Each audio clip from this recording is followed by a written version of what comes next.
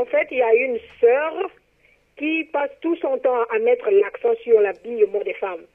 Et elle s'appesantit trop sur le verset de 1 Timothée, chapitre 2, verset 9, qui dit que je veux aussi que les femmes vêtues d'une manière décente, avec pudeur et modestie, ne se parent ni de tresses, ni d'or, ni de perles, ni d'habits somptueux. Bon, elle met son accent sur le fait que les femmes ne doivent pas porter les pantalons, donc ni de jeans, ni de pantalons. Elle met également l'accent sur le fait que les femmes ne doivent pas porter, ne doivent pas mettre les mèches, ou bien les tissages, ou les perruques. Et en même temps, elle parle du maquillage, qu'on ne doit pas se maquiller, et qu'on ne doit pas porter de bijoux, en fait. C'est-à-dire qu'on ne met rien sur notre corps qui peut... c'est pas moi, nous comparer aux femmes du monde. Donc pour elle, la femme ne doit ni porter, ni mettre des mèches, ni mettre le maquillage, ni mettre des boucles d'oreilles, et ni porter de pantalon. Mais moi, j'aimerais savoir, en fait, est-ce que tout ce qu'elle raconte, elle interprète vraiment la parole, ou bien elle veut juste nous influencer, parce qu'elle arrive au point de dire que oui, si vous n'écoutez pas mon message, ça va vous juger au jour du jugement, quand vous serez face à Dieu, et puis... Dieu vous demandera des comptes si vous n'obéissez pas, en fait. Donc, moi, je me suis demandé si... Ouais, c'est une femme qui fait des vidéos sur Internet, c'est ça?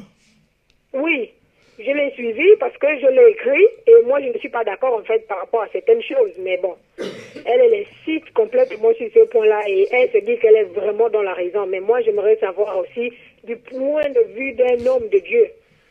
Ouais, en fait, quand le Seigneur, quand dans Exode, dans Deutéronome, le Seigneur disait que les femmes ne devaient pas porter les habits d'hommes. Et c'était juste pour éviter justement tout ce qui est, comment on appelle ça? Il y a des femmes, des hommes qui malheureusement se travestissent, tout ça. Donc c'est ce que le Seigneur condamnait. Et maintenant dans la Bible, il n'y a aucun verset où il est question de pantalon comme étant un habit d'homme, n'est-ce pas? Donc et à l'époque, les hommes s'habillaient en tunique, hein, c'était essentiellement en tunique. Donc il faudrait dire à cette femme que son mari, si jamais elle en a un, qu'il s'habille aussi en tunique. Hein. Donc si elle veut appliquer toute cette parole de manière littérale, voilà. Et il faudrait également lui dire que quand elle est venue au monde, elle est venue nue. Dans ce cas-là, qu'elle se balade nue également. Donc parce qu'il y en a qui exagèrent beaucoup avec leur vision complètement charnelle. Hein, donc ça c'est comme Internet est devenu une poubelle, n'importe qui peut avoir maintenant un ministère. Donc voilà, hein, l'épouse de Christ, la Bible nous dit qu'elle doit se parer des vêtements, n'est-ce pas, elle doit s'habiller, se maquiller bien comme il faut. Voilà, on ne va pas demander aux femmes de s'enlaidir tout simplement parce qu'elles ne vont pas séduire les gens. Donc il faut arrêter. Bien sûr, il ne faut pas non plus, n'est-ce pas, se maquiller à outrance. Mais quand on va dire aux hommes de ne pas... C'est cette femme qui va dire que le pantalon, c'est un habit d'homme. Mais il faudrait lui montrer les hommes qui s'habillent avec des pantalons serrés comme pas possible, où l'on voit bien leur forme et tout ça. Là. Donc, je me rappelle encore en Martinique, on avait un frère comme ça qui s'habillait avec des pantalons tellement serrés qu'on devait le paner carrément. Donc, vous croyez que les femmes ne peuvent pas être séduites par les pantalons qui serrent les hommes comme ça là? Donc, il faut arrêter de raconter n'importe quoi. Donc, je pense que cette femme a besoin d'une bonne délivrance. Donc, si elle a besoin d'aide, on peut prier pour que le pasteur Gilbert qui travaille avec moi puisse prier pour elle. Voilà. Ok. Donc, que Dieu soit béni. En tout cas, sois rassuré et sois tranquille. Et puis, il faut s'habiller décemment, ça c'est clair. Mais de là à vouloir amener les gens à s'habiller comme des looks, comme des cloques, comme je sais pas, comme enfin, je sais pas. Moi, voilà, ça commence bien là, déjà. Là. Voilà. Oui. Donc... non, rassure-toi, et il ne faut plus écouter ce genre de discours. Ah, ok, parce qu'elle se basait sur certaines visions qu'elle a eues. Ouais, justement, mais il y a trop de visions. La reine des côtes. Tu sais, il y a trop de visions. La reine des côtes, moi, je suis dans la délivrance depuis des années par la grâce du Seigneur. Et je peux t'assurer, ma soeur, j'ai vu des femmes qui n'étaient pas du tout maquillées, qui étaient tellement naturelles, mais bien possédées. Donc, aujourd'hui, quand tu as une belle femme qui arrive, on dit tout ça, elle a la sirène des eaux. Il faut arrêter de faire peur aux gens.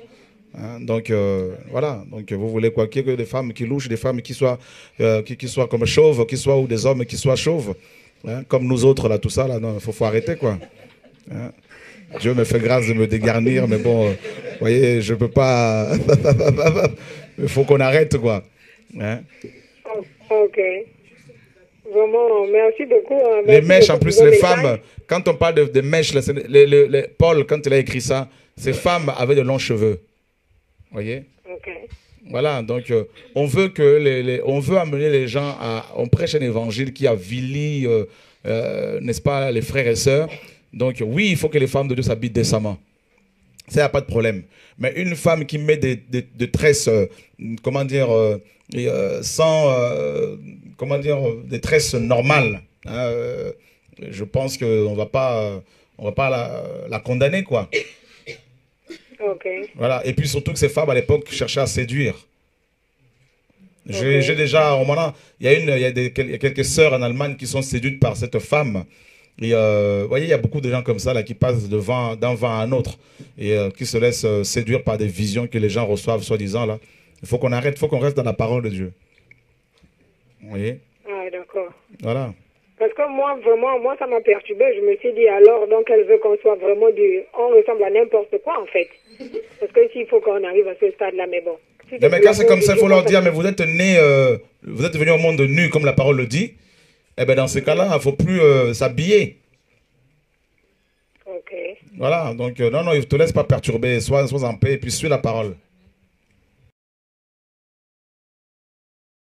Allô, bonsoir, frère Chora.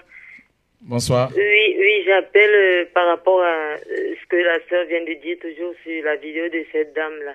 Parce que moi aussi, je voulais appeler pour poser la même question ce soir parce que j'étais un peu confuse, bien que, voilà, je sentais que c'était pas net toute cette doctrine de cette femme parce que j'ai trouvé elle allait un petit peu plus loin quand même. Elle voulait s'appuyer sur la parole, mais de dire que les femmes, elles peuvent même pas mettre des boucles d'oreilles, parce que si elles mettent des boucles, voilà, le Seigneur, donc il n'y a pas un petit péché et tout. Elle trouvait que c'était un péché. Moi, quand j'ai suivi la vidéo, vraiment, j'ai été beaucoup troublée, quoi. Je sais qu'une femme, elle doit s'habiller décemment, même les parures, on ne doit pas mettre tout à l'extravagance, mais j'ai jamais été sous une condamnation quelconque par rapport à toutes ces choses. Mais depuis que sa vidéo, j'ai écouté, ça m'avait troublé, voilà. Et aujourd'hui, la sœur de Pennsylvanie qui a téléphoné tout à l'heure, c'est le même sentiment que je ressentais moi aussi. Que derrière la doctrine de cette femme, il y a quelque chose qui se cache. Alors, elle nous a cité, je crois, elle prend Timothée, 1 Timothée 3, voilà, à partir du verset 9, et elle s'appuie sur les tresses. Pour nous, les femmes africaines, quoi, nous qui avons des cheveux durs de nature, quoi. Mais elle dit que non, on met le défrisant, c'est un péché et tout ça. Mais, franchement, j'ai trouvé que on met pas le défrisant pour plaire aux hommes nécessairement, mais c'est parce que voilà, on doit peigner nos cheveux qui sont comme ça, de nature. Et en plus, j'ai réfléchi, Paul, quand il prêchait, je sais pas si c'était des femmes noires. Je pense que Paul, c'était un blanc, je sais pas moi.